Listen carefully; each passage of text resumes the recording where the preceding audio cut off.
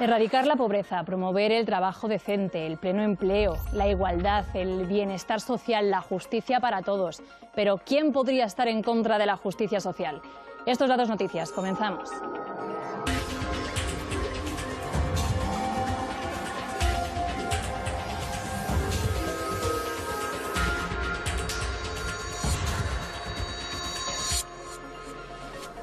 Dice nuestra Constitución, esa de la que tanto echan mano los políticos últimamente, que España es un Estado social y democrático de derecho. Esa definición, que se recoge en el artículo 1 de la Carta Magna, supone que los poderes públicos deben promover la justicia social, es decir, el reparto equitativo de los recursos del Estado y la igualdad de oportunidades entre todos los españoles.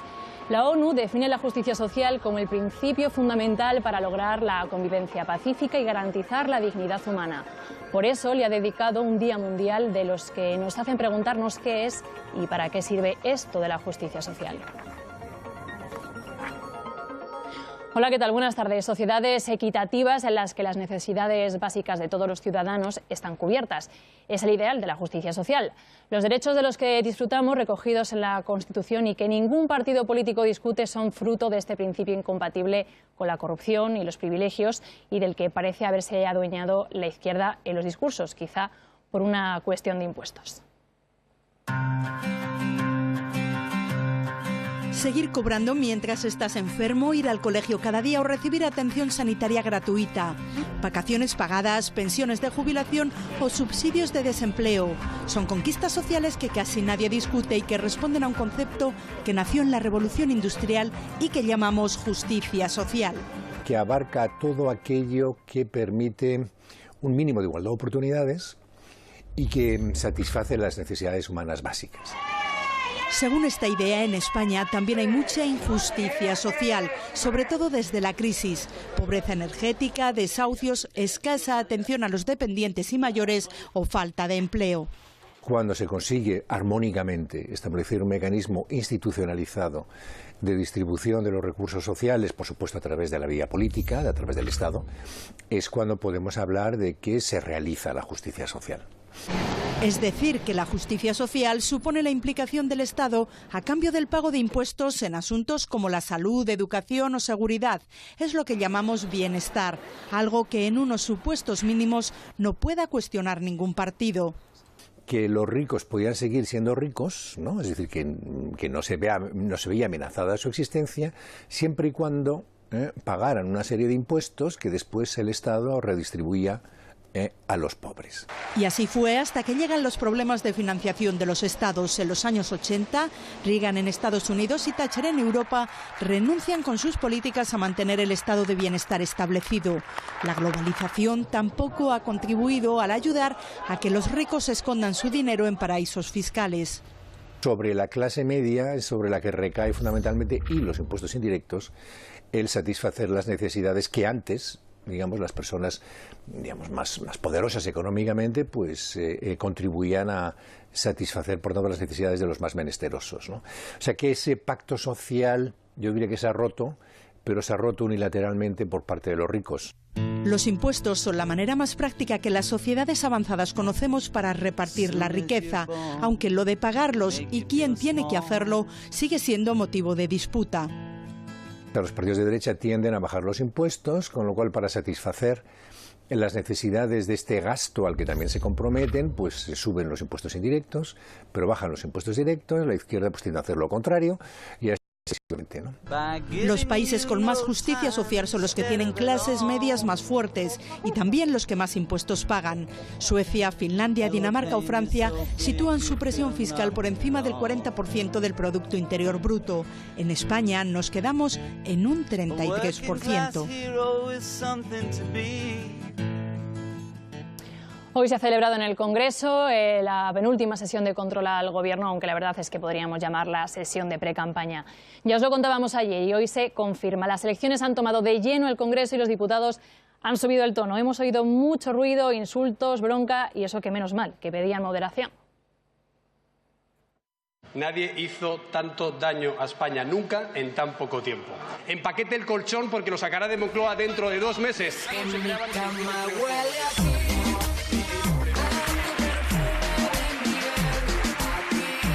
Silencio. Ojalá el próximo 25 Silencio. de abril la mentira y la crispación salgan de la vida política con usted derrotado en las urnas.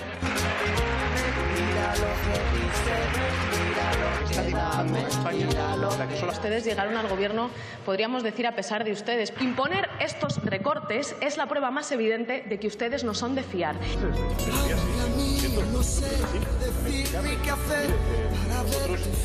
Nunca podremos apoyar a un presidente como usted en la siguiente legislatura. El pasado domingo usted dejó la chaqueta del supuesto liberal y se ha puesto una chaqueta que huele a naftalina, la de la ultraderecha.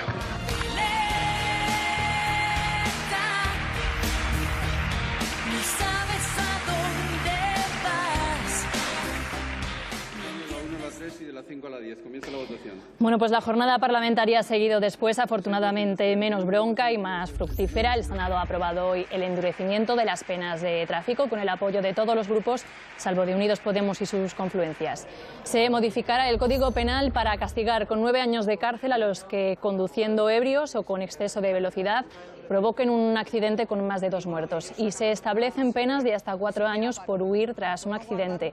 La reforma penal estaba impulsada por la campaña de un grupo de víctimas de accidentes de tráfico que han estado presentes en el Pleno. Igual que a los ciclistas en carretera.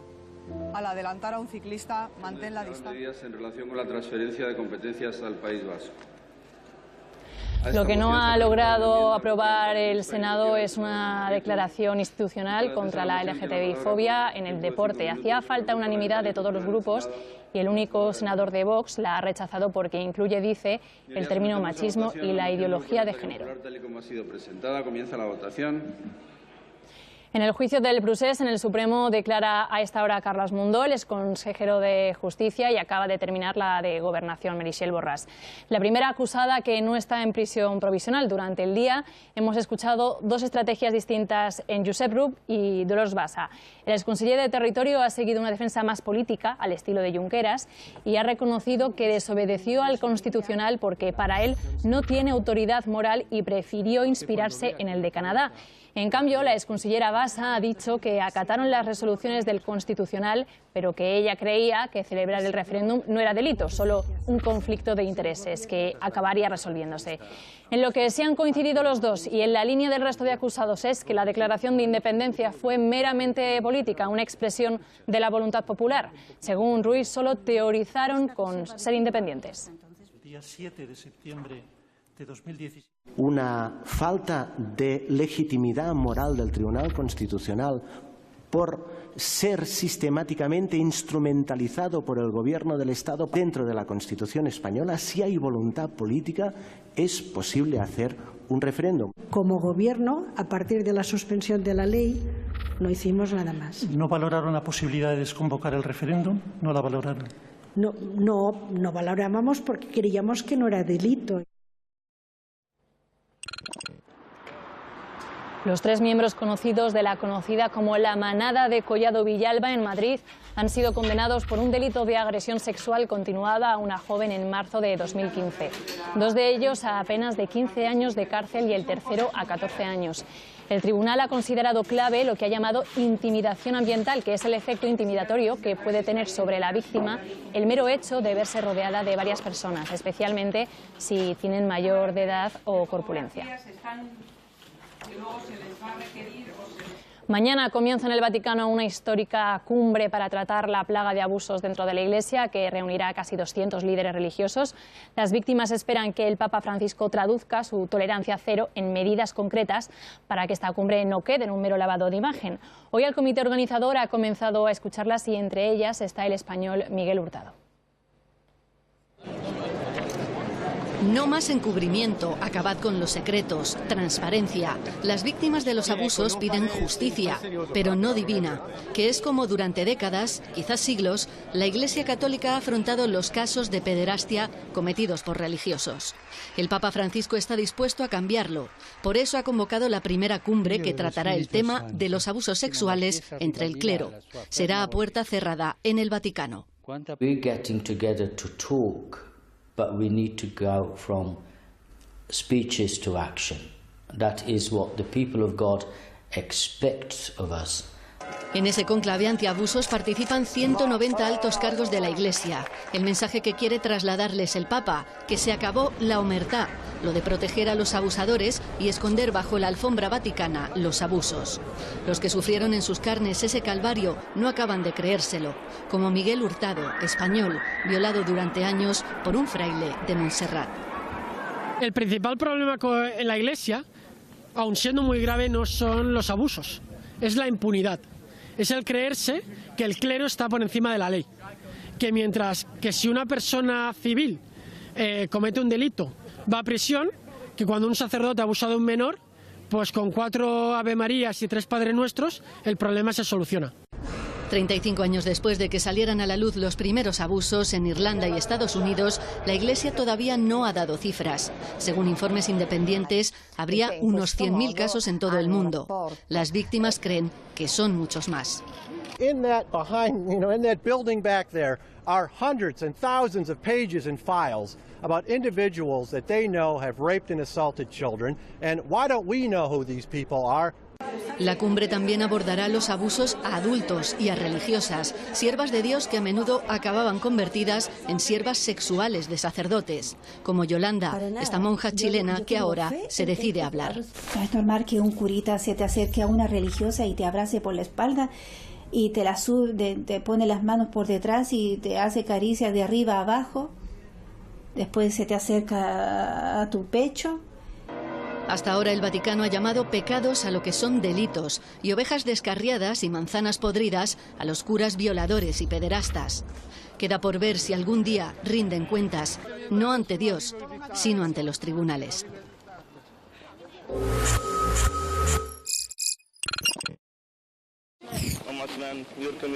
Shamima Begum se escapó de su casa en Londres hace casi 4 años para unirse al autodenominado Estado Islámico Daesh en Siria. Tenía 15 años. Su familia le había perdido la pista hasta que la semana pasada un periodista del diario británico The Times encontró a Begum en un campo de refugiados al norte de Siria. Ahora tiene 19 años y está casada con un excombatiente del Daesh holandés. Begum quiere volver a Reino Unido. In a way, yes, but I don't regret it because it's changed me as a person. It's made me stronger, tougher, you know. I married my husband. I wouldn't have found someone like him back in the UK. Estas declaraciones han dividido a la sociedad y al gobierno británico. El primero en pronunciarse fue el secretario de Estado para la Seguridad, que se mostró partidario de la vuelta de Begum siempre y cuando respondiera ante la justicia. La familia recogió el guante.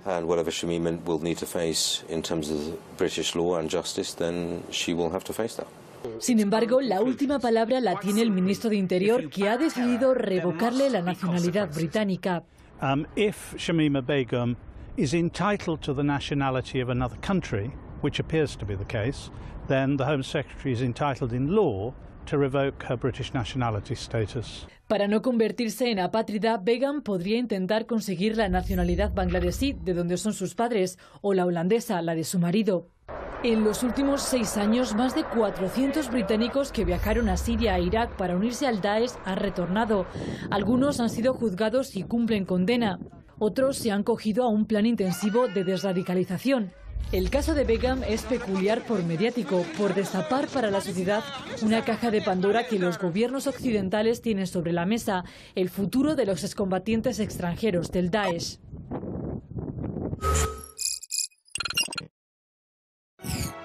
Es uno de los programas más emitidos en la televisión norcoreana, hasta 10 veces desde el pasado mes de diciembre. Por algo es el principal aparato de propaganda del país y se cuenta el fervor, al menos en apariencia, de este ejército de obreros que, sin importarle ni la lluvia ni las bajas temperaturas, construyen así el último capricho de Kim Jong-un, el proyecto megalómano de Sanjillón, un complejo turístico en esta ciudad alpina en la frontera china, o como todo el país se vuelca con ellos. Visitada por el propio líder norcoreano para ensalzar el supuesto voluntarismo de los miembros de las llamadas brigadas juveniles creadas ya por su abuelo. Cho Chung-hui participó en una de ellas, desertó y hoy desde Corea del Sur dice que los norcoreanos ya no quieren tanto recibir premios políticos por estos trabajos como tener negocios y poder ganar dinero. San Gillón o el ejemplo más reciente de Kim Jong-un para seguir vendiendo las supuestas bondades de la economía autosuficiente, en parte porque no le queda otra, pero ya sabemos que esas bondades no son tales cuando la primera demanda que llevará a la cumbre de Hanoi la semana que viene y que le hará a Donald Trump será que levanten el bloqueo a Corea del Norte.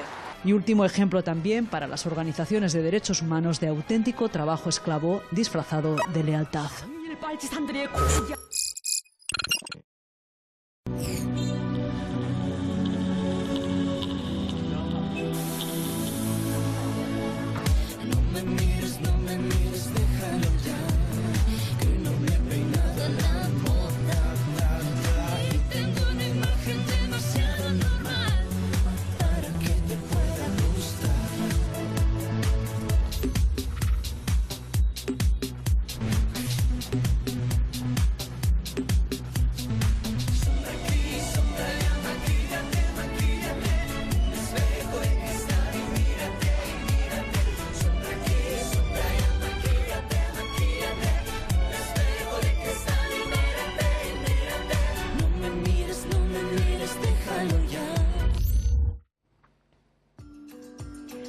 Uno de los grandes y más acuciantes desafíos de la humanidad es cómo limpiar los océanos del plástico que los invade, porque la solución en principio de disminuir el consumo de este material parece demasiado lenta y lejana.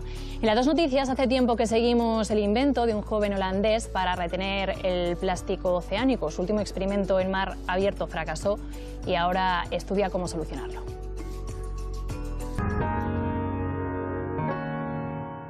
Podría suponer un antes y un después en la salud de los océanos. En 2013 se creó el System 001, que está compuesto por una tubería flotante de unos 600 metros de largo y una red de 3 metros por debajo del agua. Ambas se mueven por la fuerza del viento y las corrientes marinas, a la vez que van atrapando el plástico que se encuentran por el camino. A finales de 2018, su creador, este joven holandés de 24 años, Boyan Slat, lo lanzó a la bahía de San Francisco. The system is being able to rotate when the wind shifts, and it's able to stop and concentrate plastic. However, what we do see is that the system isn't moving fast enough yet. It actually moves slightly slower than the plastic, which of course you don't want, because then you have a chance of losing the plastic. Precisamente porque el sistema perdía el plástico que recogía, tuvo que regresar a tierra. Su intención era llegar al llamado Gran Parche de Basura del Pacífico, entre la costa de California y Hawái, que contiene casi 2 billones de piezas de plástico. Ahora el equipo de Ocean Cleanup está concentrado en repararlo. No tiran la toalla. Su meta sigue siendo eliminar este residuo de nuestros mares. Yeah, what's the alternative? Just leaving 100,000 tons of plastic out there? I mean, the idea has always been it's impossible, it can't be cleaned up, but confident that soon it will be.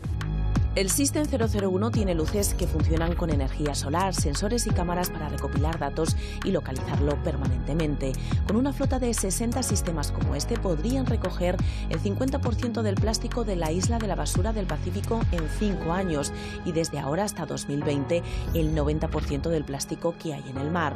Un paso decisivo teniendo en cuenta que actualmente hay 5 trillones de piezas de este residuo vagando por nuestros océanos.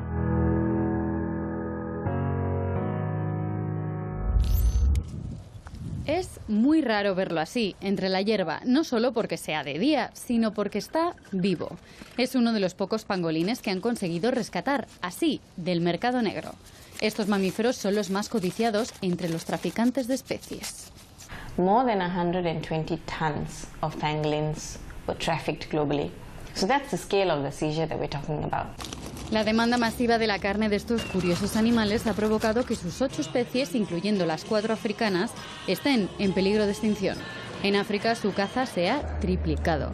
Los capturan y los llevan vivos o muertos a sus compradores. Kept without food for probably 7, 10 days, sometimes 2 weeks, and they kept in a bag or a drum or a sack, and they left like that. A pesar de que están protegidos en China, eso no impide que se encarguen pangolines vivos en restaurantes de lujo para cerrar negocios. Su precio se ha disparado hasta los $3.000 el kilo. Meat is considered a very high and sought after delicacy in places like Vietnam. The scales are used in China for traditional Chinese medicine. Según la cultura china, las escamas del pangolín son capaces desde curar el acné a un cáncer, algo sin peso científico. Consumir sus escamas es igual que morderte las uñas. Solo aporta queratina. The problem is this type of trade goes back many thousands of years. Debido a su timidez y que son nocturnos, se sabe muy poco de estos animales. Cuando se asustan, los pangolines hacen una bola. No tienen dientes, algunos son de tierra y otros viven en los árboles. Les encantan las hormigas y las hembras solo tienen una cría en su vida. La solución no está en su cautividad, ya que suelen morir de hambre o de estrés. La clave está en combatir su comercio y dejarlos vivir en paz. Déjame vivir, libre, libre como el aire.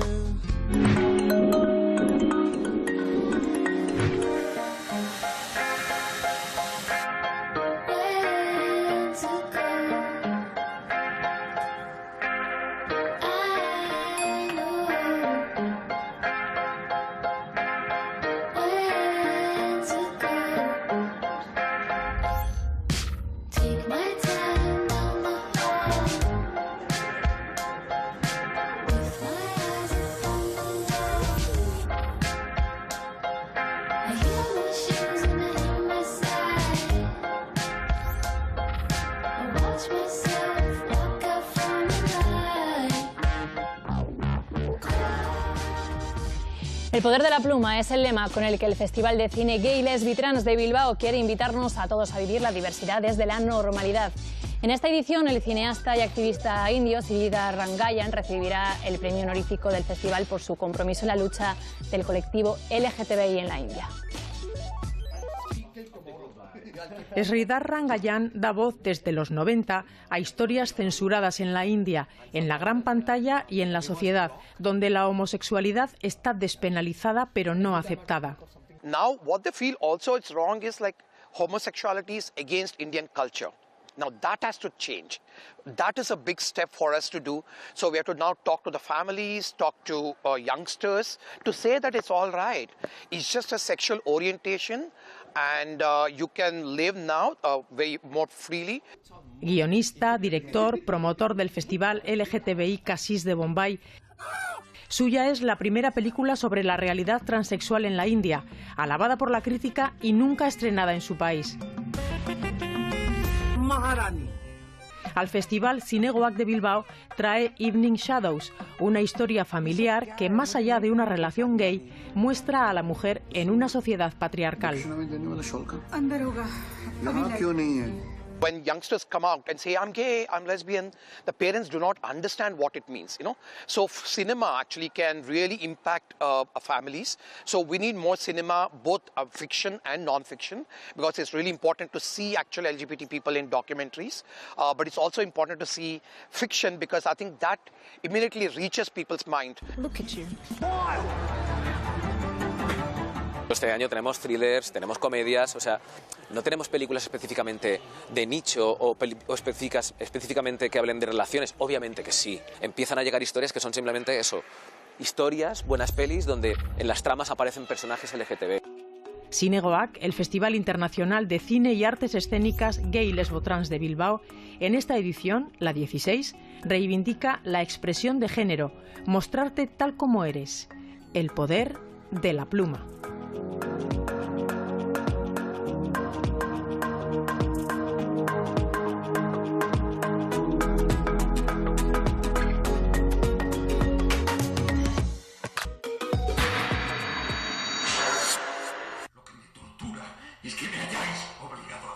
Un terrorista que quiere detonar una bomba en una plaza llena de gente es detenido y ante la falta de tiempo la policía lo tortura para obtener información y evitar una masacre.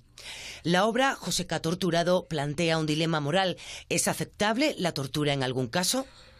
El texto, escrito por Javier Ortiz y dirigido por Carles Alfaro, da voz a un terrorista que debe ser escuchado, que en ningún caso significa aceptar, dice Alfaro.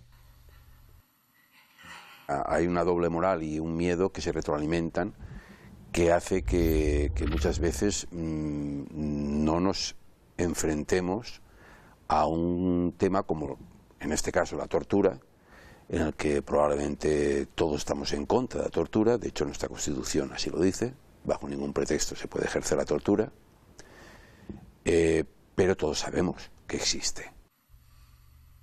¿Qué creías? El montaje pone a examen a este personaje desnudo y encerrado en una celda de aislamiento.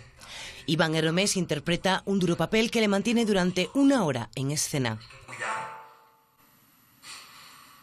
Sí, las alimañas son capaces de matar por necesidad. Reconoce que es un asesino, que es un ser despreciable, pero por eso mismo eso le da cierta potestad a la hora de señalar los defectos de la sociedad y decir, vale, yo soy un asesino, pero fijaros lo que hacéis vosotros, ¿no?, en nombre del capital. Entonces, ¿quiénes son los malos en esta historia? No hay ni malos ni buenos. El montaje arroja luz sobre un tema ético y moral que no solo compete a las instituciones, sino a toda una sociedad. ¿Qué más quisiera yo? Hace un examen muy duro sobre su propia vida, pero también sobre quien de alguna manera le ha hecho, luego le ha obligado a una vida así. Ya solo me queda esperar. Una dialéctica que lleva a pensar en cómo el miedo nos lleva a ignorar otros horrores, convirtiéndonos en cómplices. Cuando os hartéis de torturarme, me remataréis. Me integraréis en cualquier monte. Cuando fusionamos poesía y músicas del mundo, a veces nacen propuestas tan originales y sensibles como la que hoy nos visita, La Casa del Mar. Un proyecto multidisciplinar que trasciende más allá de la música y que nos invita a reflexionar sobre la búsqueda de la felicidad y el valor para lograr ser uno mismo. Con la sugerente voz de su solista Carmen Mari y su salto al vacío, nos vamos después a lo mejor de la arquitectura en escala humana. Leed, reflexionad y hasta mañana. Adiós.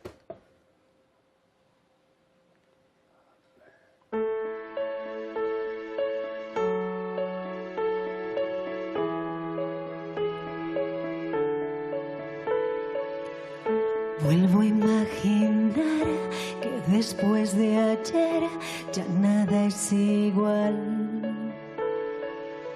Sin mirar atrás vuelvo a confundir sueño y realidad. Y todo mi mundo parado ante mí. Ahora que el tiempo se acaba, aprendí por miedo a saltar, por miedo a vivir.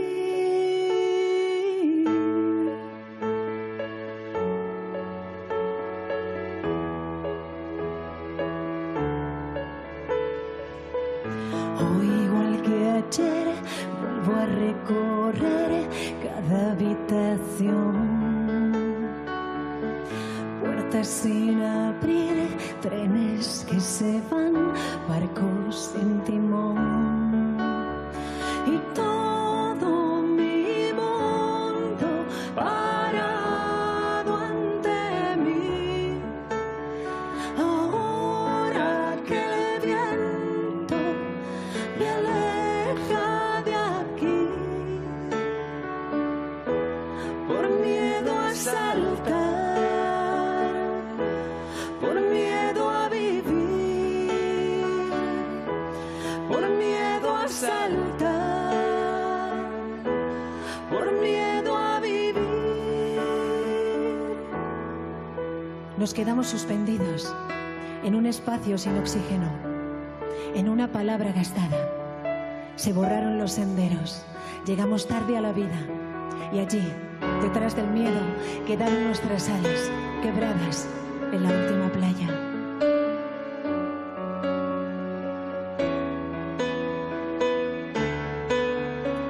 Y todo mi mundo parado ante mí.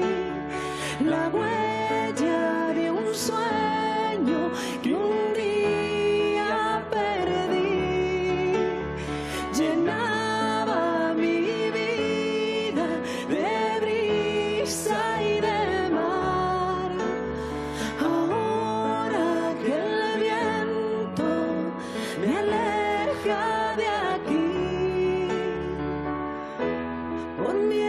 más alta.